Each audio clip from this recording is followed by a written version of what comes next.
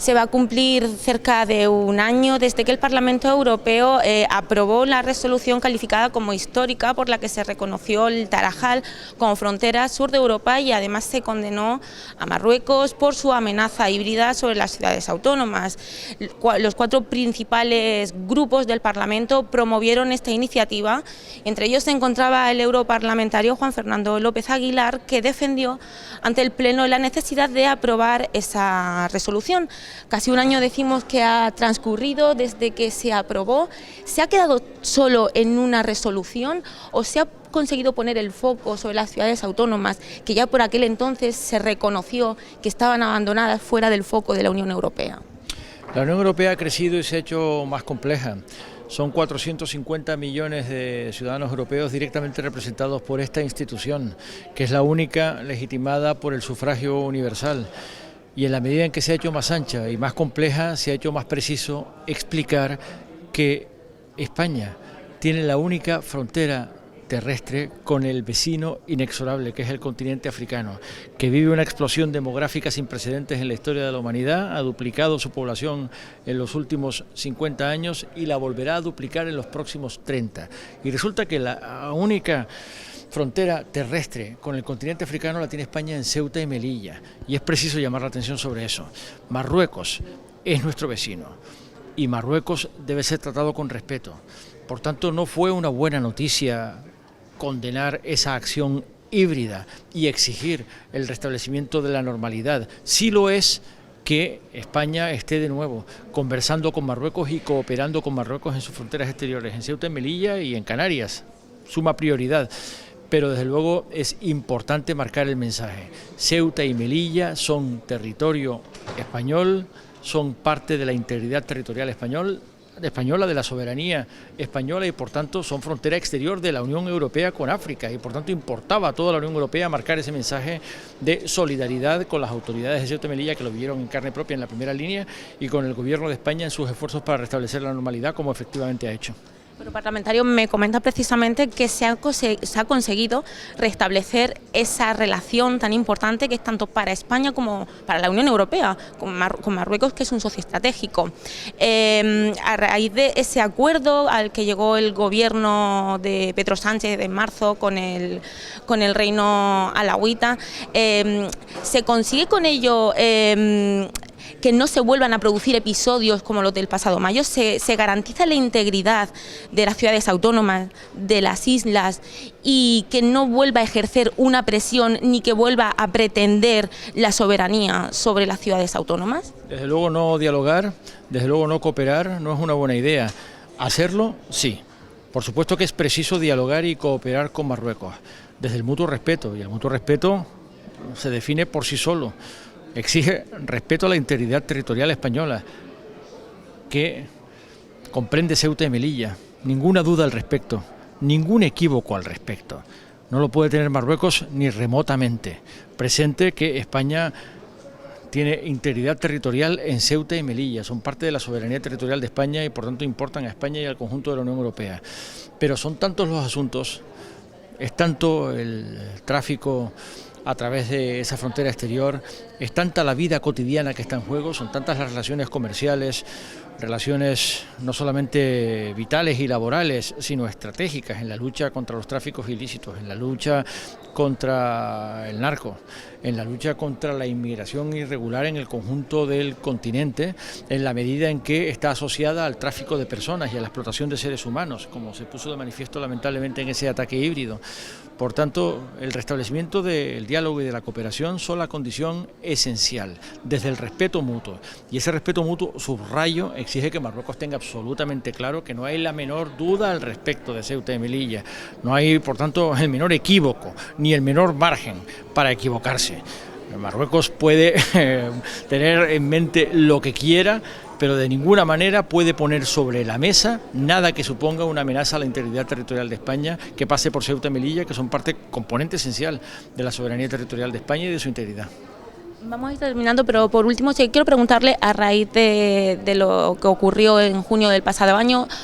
En cierta parte sí que se puso el foco en estas ciudades, se ha elaborado un informe sobre la situación y el estado,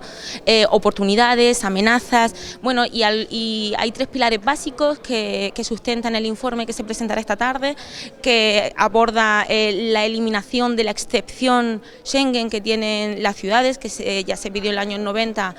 bueno, la tiene reconocida a petición del gobierno, que se hizo en los años 90, la inclusión en la Unión Aduanera y la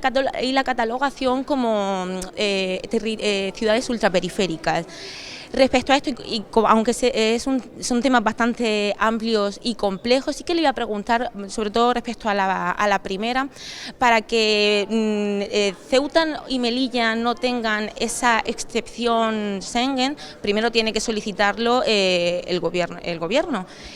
¿Se sabe, se conoce si hay intenciones por parte del gobierno, si ha llegado aquí a Bruselas esas intenciones, ahora que además se han abierto las fronteras terrestres, que se han abierto de forma gradual y de momento no se está aplicando esa excepción? ¿Va a seguir como con el estado actual las fronteras? ¿Se volverá a aplicar o hay una intención por parte del gobierno que se haya transmitido ya aquí al Parlamento para conseguir suprimir esa excepción? Unas pocas ideas claras. Los 47 millones de españoles y sus 17 comunidades autónomas y sus 2 ciudades autónomas son parte de la Unión Europea, porque España lo es. Por tanto, ningún territorio sería parte de la Unión Europea por sí solo, si no fuera porque España negoció su adhesión a las entonces comunidades europeas y ahora Unión Europea. Lo que quiere decir que la Unión Europea no es una unión de pueblos ni de ciudades, ni mucho menos de naciones autoproclamadas, sino de Estados miembros. Y el Estado es el Reino de España, y es España la que negoció las condiciones de la adhesión. Soy canario. En aquel momento, Canarias se incorporó al Protocolo 2, estaba exenta del sistema aduanero común, estaba exenta de la política agrícola común, y tenía las mismas excepciones que Ceuta y Melilla, pero con el transcurso de muy pocos años, el Parlamento canario instó al gobierno de España a revisar esa situación y hoy Canarias es una región ultraperiférica plenamente integrada en Schengen y plenamente integrada en el conjunto de las políticas europeas, incluida la política agrícola común, con sus planes especiales como región ultraperiférica. Pero hay que decir también que las regiones ultraperiféricas están en el tratado. Por tanto, calificar a un territorio como ultraperiférico exigiría una reforma de los tratados, lo que no parece muy verosímil, no parece una propuesta viable en lo inmediato, teniendo en cuenta que ha habido efectivamente una conferencia sobre el futuro de Europa que apunta a una reforma de los tratados, pero, digámoslo claro, eso lleva sus trámites. Llevaría que el Parlamento Europeo lo aprobase, que lo aprobasen los Estados en el Consejo, los gobiernos de los Estados miembros y lo aprobase por unanimidad el conjunto de los parlamentos nacionales, porque requiere una ratificación de todos los parlamentos nacionales una reforma de los tratados. Por tanto, el objetivo de calificación ultraperiférica no parece muy verosímil, pero la revisión de la incorporación al sistema aduanero común, a la Unión Aduanera o, en su caso, a Schengen, eso sí depende del Gobierno de España, es una decisión del Gobierno de España. Lo que es cierto también es que hay que saber que los territorios de Ceuta y Melilla tienen su singularidad geográfica y es que son contiguos territorialmente con Marruecos, pero lo son con el conjunto del continente africano. No se puede ignorar, aunque a menudo se pierde de vista, que Marruecos soporta una inmigración irregular descomunal en su territorio. Muchas veces pensamos que Marruecos conspira contra la Unión Europea a través de los migrantes, pero lo cierto es que Marruecos tiene una presión migratoria descomunal y la soporta con cargo a sus recursos propios, que son cualitativamente inferiores a los de cualquier Estado miembro de la Unión Europea y desde luego que España. Su renta es 14 veces inferior a la española y soporta una gran presión migratoria, en modo que el levantamiento del sistema de identificación en el transporte marítimo y en el transporte aéreo que actualmente existe, que en eso consiste la excepción con respecto del Código de Fronteras Schengen, lo que entonces era el Convenio Schengen de 1985 y de 1990, ahora es un reglamento, es legislación europea. Aunque a menudo se le sigue llamando inercialmente el Convenio Schengen, Schengen hace tiempo que dejó de ser un convenio, es derecho europeo legislado, es un reglamento europeo con un Código de Fronteras Schengen y un espacio de libre circulación, que es un derecho fundamental, en modo que para poder acceder a ese espacio de libre circulación en un continente en donde la vecindad es contigüidad física inmediata en la frontera de Ceuta y Melilla, se entiende que en el momento de la adhesión España negociara esa singularidad. Pero en todo caso, esa sí es disponible para España. De modo que España puede renegociar la incorporación de Ceuta y Melilla al Código de Fronteras Schengen, pero hará falta calibrar todos los elementos en cuestión y por supuesto esa contiguidad territorial impone una condición ciertamente definitiva, ciertamente esencial. Claro, esa excepción se contempló en su momento para las regiones fronterizas, tanto de Tetuán en Ceuta como de Nador en Melilla. Se le dice, bueno, es cierto que ha cambiado todo mucho y ahora quizás no sea preciso, no sea necesario mantener esa excepción. Es por tanto el Gobierno de España quien debe solicitarlo y hasta el momento todavía, hasta aquí al Parlamento, no ha llegado ninguna iniciativa. Sí, esa revisión es disponible para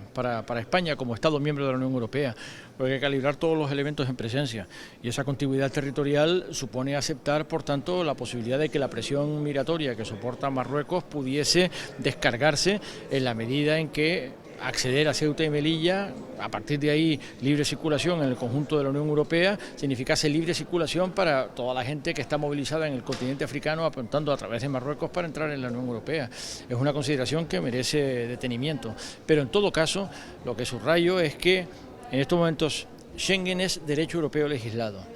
Y no es verdad que Ceuta y Melilla no aparezcan en el radar de Schengen. Sucede que en el momento de la negociación, en el momento de la adhesión de España a las entonces comunidades europeas, ahora Unión Europea, España mantiene el control de identidad en la frontera de Ceuta y Melilla como garantía en los transportes marítimos y